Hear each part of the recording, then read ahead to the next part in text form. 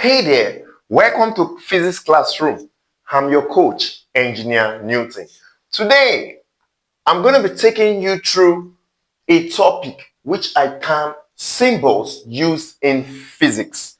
Symbols used in physics. As a student of physics, it is very, very important and essential that you get yourself familiarized with various symbols used in physics. And all the symbols are taken from what we call the Greek alphabet that started with alpha and ended with omega. Now, I'm going to be walking you through various Greek alphabets from alpha to omega. Let's go. The first one, alpha, is spelled this way. Alpha. You can see we have the capital letter alpha and small letter alpha, that is uppercase and lowercase. Take note of that. Followed by beta. Of course, you must have been familiar with beta, alpha, beta, then gamma. These are the Greek alphabet. This is delta. Delta. This is epsilon. Epsilon. Here we have the zeta, eta, theta, theta, iota, iota, kappa. Of course, this is very common. Lambda. This is mu. This is nu. This is C. C, like as in C. This is Omicron. Omicron. Here we have another commonly used mathematical constant here. You call pi. Pi. This is rho. This is sigma. Here we have the tau. This is upsilon. Upsilon. Upsilon. Here we have phi. Chi. Psi. Then omega. These are the Greek alphabets, and most of them are used as symbols to represent various physical quantities in physics. Here are the commonly used symbols in physics and their usual meaning. Alpha, beta, gamma. They are used to represent radioactive particles. They are used to represent radioactive particles. Then we have delta, either the uppercase or the lowercase. They are used to represent change or difference. Change or difference. E.g., you can have delta T, which could connote higher temperature minus lower temperature. We can have delta V, that's change in velocity, which could be final velocity minus initial velocity, like that, like that. We have other symbols. This epsilon. In physics, we don't use epsilon directly. We use epsilon naught. Epsilon naught, which connotes permittivity of a free space. Permittivity of a free space, which happens to be a constant in physics and is denoted by the figure 8.85 times 10 raised to the power of minus 12 farad per meter. That's the constant permittivity of a free space. Then we have other symbols like eta. Eta in physics could mean efficiency. Efficiency could be an efficiency of a thermodynamic system. It could be efficiency of a process. It could be representing efficiency of a machine, depending on the context where it is being used. Aside eta representing efficiency, we can use it to represent refractive index. Refractive index, that's under optics, geometrical optics in physics. It can also represent dynamic viscosity. Dynamic viscosity.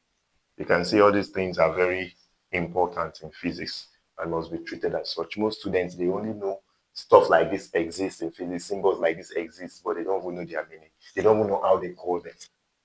Most people will say, okay, this is dynamic viscosity. They don't know this is called the eta symbol, and it's a Greek alphabet. More symbols include theta. Of course, we use theta to represent angles.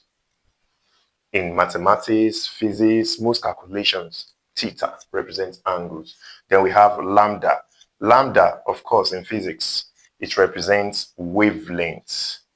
Wavelengths, which is usually measured in meter or its equivalent. Another one is mu. Mu represents a couple of physical quantities, of which one is linear mass density.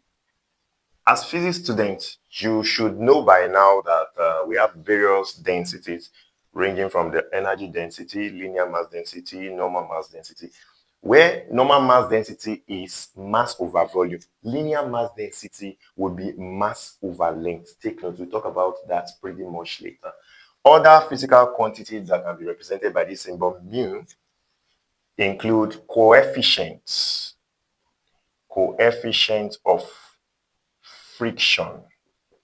Coefficient of friction. We also have a magnetic permeability. Magnetic permeability. This is a constant as well, but we don't use mu directly. We call it mu naught. Take notes. We don't use this kind of naught. It's wrong. Neither do we use naught like this. It is spelled as naught. This is correct, just in case. We work towards accuracy at the physics classroom. Peradventure, you are not following us, you are not subscribed to this channel, please go and hit the subscribe button and make sure you turn on the notification bell so that you don't miss our subsequent classes. If this video is helpful, hit the like button as well. Then invite a friend. You can share the link to your friends to benefit from this. So I said magnetic permeability, mu naught, is having a constant, which is 4 pi times 10 raised to the power of minus 7 Henry per meter. Take note, 4 pi times 10 raised to the power of minus 7 Henry per meter. Other physical quantity that this thing can represent include magnetic dipole moment. Magnetic dipole moment. Magnetic dipole moment. This mu is also used in metric system. It is used in metric system where mu represents micro, which is 10 raised to the power of minus 6. I almost forgot that. We don't just use it for physics symbols alone. We also use it for metric system. That's the reason why I had to chip this in. Please take notes. Micro. We have other metric symbols.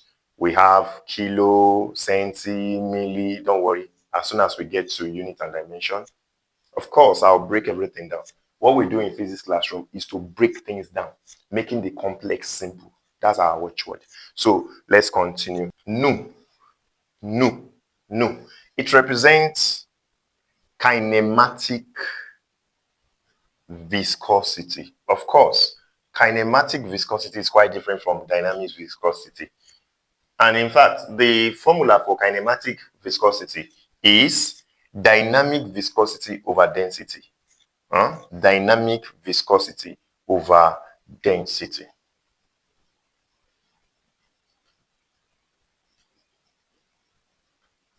All over density. I represented dynamic viscosity with which symbol? You can drop that on the comment section. Other symbols that represent physical quantities include this. Pi, of course, this one is commonly used mathematical constants, which connote 3.142 or 22 all over 7 as used in mathematics. We also have rho, which is like a cheat to this. Rho symbolizes density. Rho. Aside from density, We also use rho to represent resistivity. Resistivity. Resistivity. Resistivity, which is 1 all over conductivity. You should get yourself familiar with stuff like that. Then tau. Tau. Tau represents torque in physics. Torque or shear stress. Shear stress. Shear stress. These are what we use the symbol tau to represent in physics.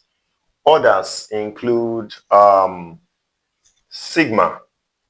We use this capital letter sigma, the uppercase, to represent summation, that is addition of some things, summation, to add them up. Then we use the lower case, the small letter, to represent electrical conductivity. Electrical conductivity. Electrical conductivity. Then there's a particular constant we use this to represent. Stefan Boltzmann constant. Yeah, Stefan Boltzmann constant, and the constant value is 5.67 times 10 raised to the power of minus 8 times 10 raised to the power of minus 8 watts meter raised to the power of minus 2 Kelvin raised to the power of minus 4. Take note of this. Last but not the least, not even the last, let's say second to the last, that is epsilon.